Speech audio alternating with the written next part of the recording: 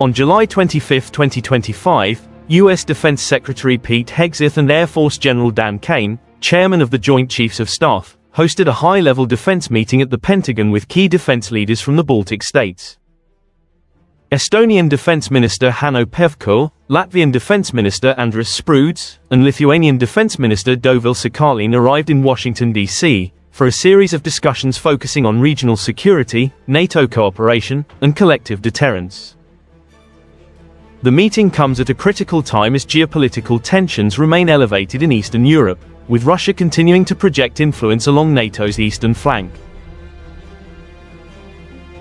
Secretary Hegseth began the meeting by reaffirming the United States' unwavering commitment to Article 5 of the NATO Treaty, stating that an attack on one is an attack on all. General Dan Caine emphasized the importance of interoperability between US and Baltic forces, particularly in air defense, intelligence sharing, and rapid deployment readiness.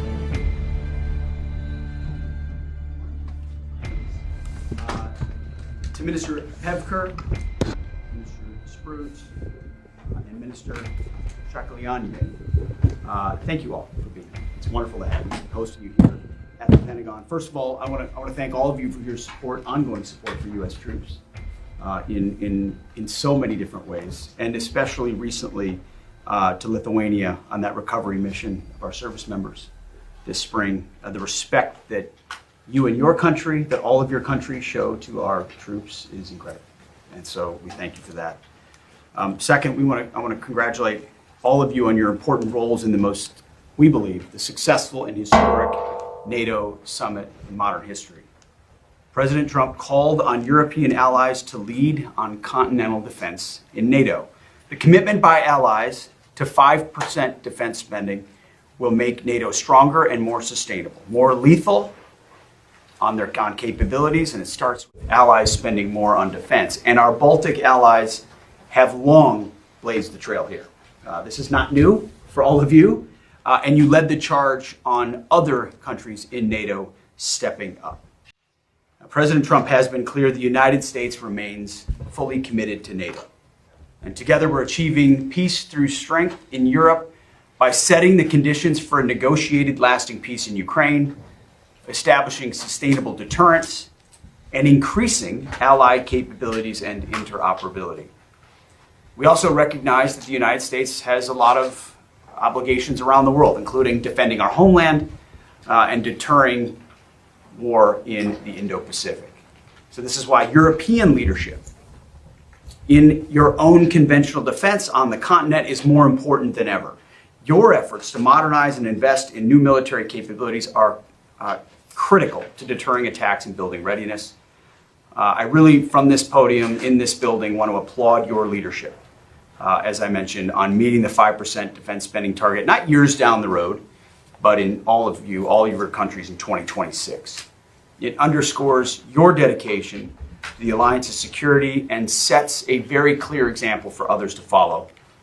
I also, as I mentioned off the top, truly do appreciate the ongoing support for U.S. and allied forces in the Baltics, including multinational training environments, which bolsters our collective readiness. I'm also glad that our deployed HIMARS have been able to help with your troops on training ahead of receiving your own HIMARS equipment. This cooperation accelerates our ability to defend countries with capable systems. So, ministers, your visit demonstrates our strong defense relationship, and I very much appreciate it. Thank you for being here. Go ahead. Thank you very much, dear friends, dear Pete. Thank you once again for hosting us in this hot summer day here in Washington. And this is why, actually, let me start with unusual remarks. Minister Pevkur noted Estonia's ongoing investments in cyber defense and praised the joint US-Estonian exercises held earlier this year as a model of effective military collaboration. The ministers reviewed ongoing NATO enhanced forward presence operations and discussed ways to improve logistics and command structures for joint operations. Ice cold water. So you're more than welcome to visit our troops and your own troops and to jump into the frozen lake. I'll give you a solid maybe on the frozen lake. Well, let's see that. How about that? But anyway, our meeting today is a testimony to the strong and trusted partnership between the Baltic States and the United States. We are allies who are willing to strengthen our common defense, and we are more than determined to continue this very close cooperation. We stand up for one another, and we defend each other when it's needed. This is what brotherhood in arms truly means. We experienced this serving side by side in Afghanistan, and to continue to do so in Iraq as we meet here today. Under the leadership of President Trump, the United States is doing a tremendous job strengthening NATO. At the Hague Summit you mentioned already, we made a historic decision to spend 5% of GDP on defense by 2035 in the alliance. But we all know that we need to do it more quickly, and especially I would like to thank you, Pete, for all your efforts in achieving that goal.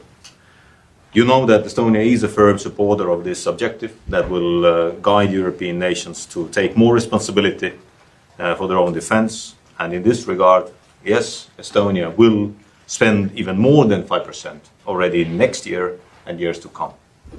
And I want to highlight that this money is going to real military power, to core defense capabilities, all these 5 and above. And of course, we will continue to push other allies to do the same, so that Europe and Canada would bear a fair burden with the United States. So this is needed that Europe could defend itself with more lethality and highly ready forces. And this is also needed to support President Trump's plan he put together with the NATO Secretary General Rutte to further assist Ukraine. While the Baltic States and Europe are ready to assume greater responsibility in ensuring Europe's security, the United States' role in contributing to the deterrence on NATO's eastern flank remains crucial. US military presence in the Baltic States has a great impact. Together we keep the front door of the alliance closed and ensure peace and strength to our people, to our nations on both sides of the Atlantic. So we are really extremely grateful for this and look forward to continue the excellent military cooperation between our nations. Pete, thank you very much once again for hosting us. Thank you. Thank you. Minister Spruds from Latvia highlighted the importance of regional cohesion and called for deeper trilateral coordination among the Baltic states to respond quickly to hybrid threats. Dear Pete, colleagues, distinguished media representatives, first of all, let me thank for warm welcome to Washington, D.C., to the Defense Department. We highly appreciate it that all 3 Baltic countries can come together and we can discuss important issues for all of us, for alliance and, of course, for security of member states of the alliance. And let me thank as well your commitment, your leadership, advocating the more investment in defense and also promoting the whole idea, and it's not just about ideas, it's about practical steps to make NATO as an alliance. Lithuania's defense minister, Dovile Sakaliene, spoke passionately about her nation's defense modernization, including the recent acquisition of US-made HIMARS rocket systems. And of course, under the leadership of United States, strong leadership and strong encouragement, we have had a very successful NATO summit in The Hague, where we made more lethal mindset and also the concrete steps towards the capabilities, which absolutely are crucial. United States play important role in keeping solidarity, the Article 5 of Washington Treaty, the one for all for one. And of course also the clear threat assessment is important, that Russia is a long-term threat. We should support Ukraine, but we fully realize it's not just about Europe, it's also about Indo-Pacific, it's about wider global stability, where we absolutely are allies and partners to make a global stability and security for our people. And of course, it's also about Europeans stepping up, it's about fair burden sharing, which is crucial. And concrete steps, 5%, are absolutely instrumental, once more under the leadership of presidential administration, under the United States, leadership of the United States, we have made this very concrete, very practical, very important step. Latvia takes defense expenditure very serious. We are investing. Also next year, it will be 5% for defense and defense-related issues. We are investing in our armed forces and our capabilities, starting from air defense to also the new technologies. We are building together with 3 Baltic countries and Poland Baltic Defense Line, and we see also here United States can assist and be a partner in constructing and making as efficient as necessary, because it is not just external border of the Baltic countries, it's external border of NATO. Secretary Hegseth acknowledged the leadership role the Baltic states play in regional security and praised their consistent contributions to NATO missions, including deployments in Iraq and Afghanistan. A portion of the meeting focused on air domain security, with General Caine outlining future plans for rotational deployments of US fighter aircraft to Baltic air bases. For wider security, I think we show the role model. We are becoming a role model in the sense how to invest, how to take defense serious. A portion of the meeting focused on air domain security, with General Caine outlining future plans for rotational deployments of US fighter aircraft to Baltic air bases. The leaders also addressed maritime security in the Baltic Sea, agreeing to bolster naval exercises and intelligence coordination among NATO allies in the region. Cybersecurity was another focal point, with all parties recognizing the persistent threat of cyber attacks originating from adversarial states and non-state actors. We conceive the strategic partnership indispensable for us. We highly value this partnership. We are absolutely looking forward how to expand and deepen this partnership between our nations. Thank you so much. This high-level meeting underscored the strategic importance of the Baltic region and reinforced a clear message of unity, strength, and preparedness among NATO allies. Dear Pete, thank you for hosting us in Washington. We really appreciate that. And as you know, and as we've spoken before, you know that every single one of United States troops is one of our own in Lithuania. And we do deeply care about them. We do deeply care about our friendship, and we consider them family. Lithuania has participated in 8 missions with the United States in difficult points in the world, and we are going to continue.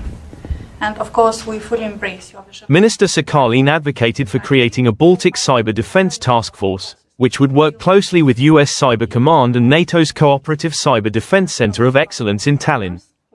During a working lunch, the ministers shared perspectives on future defense technologies, including unmanned aerial systems, electronic warfare, and artificial intelligence in battlefield applications. It's going to be from 5 to 6% GDP on hard defense from 2025 to at least 2030, and we have over 4% already this year. We urge other European allies to do the same. We invest in troops, weapons, and infrastructure at an unprecedented speed. And we have already invested $2 billion, €2 billion actually, in United States equipment, including HIMARS, Black Hawks, Switchblades, Javelins, missiles, and JLTVs, of which we now have the largest fleet in Europe. We are strengthening our capabilities, and over 20% of our defense acquisitions are United States made. We are expanding our defense industry cooperation. We are working with Northrop and Grumman, and we are discussing supply chains and co-production with multiple United States defense industry giants, including Lockheed Martin and others.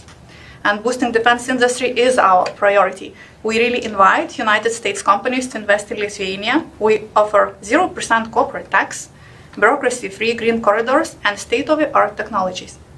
And since 2019, as you all know, Lithuania has been hosting a United States Heavy Infantry Battalion and Artillery Unit on a persistent basis.